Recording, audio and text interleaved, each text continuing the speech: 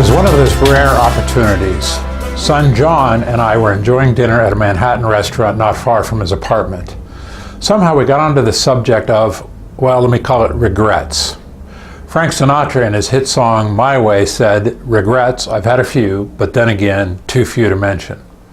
I've always felt much like Sinatra in the regrets department, but sitting here with son John, it seemed that there might be an opportunity for a fatherly life lesson.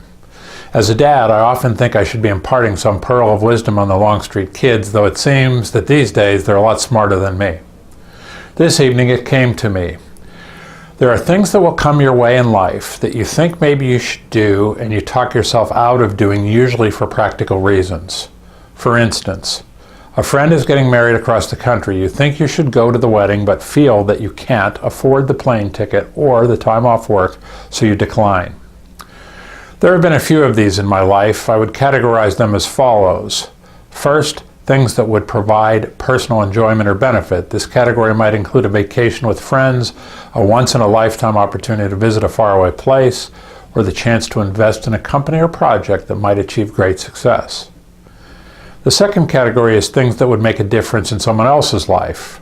This group would include the previously mentioned wedding, the funeral of a friend or relative, an anniversary party, a graduation, or some other celebratory event.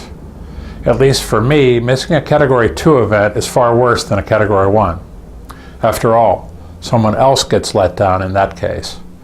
To illustrate my lesson, I told John of the time that my good friend from college, Drew Neporent, received the Hotelier of the Year award from Cornell.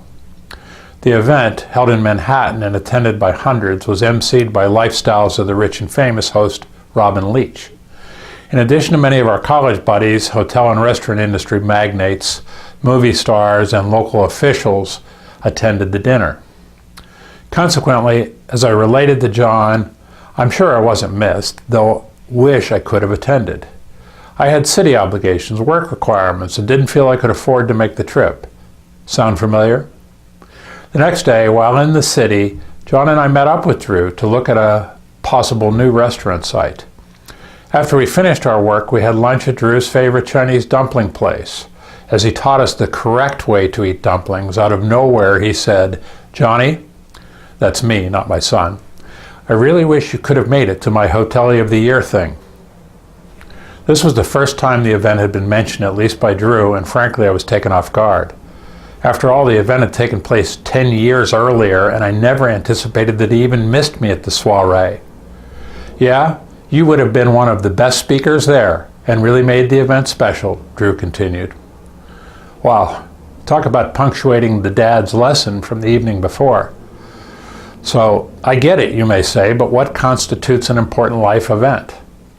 In trying to define that, I thought about the advice of Plano City Attorney Diane Weatherby to the City Council regarding ethics.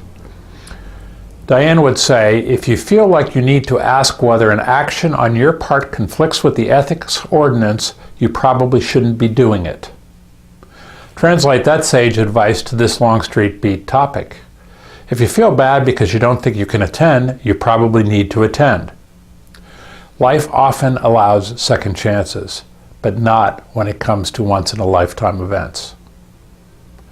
I'm John Longstreet with another edition of the Longstreet Beat. Thanks for tuning in, and I'll see you again next time.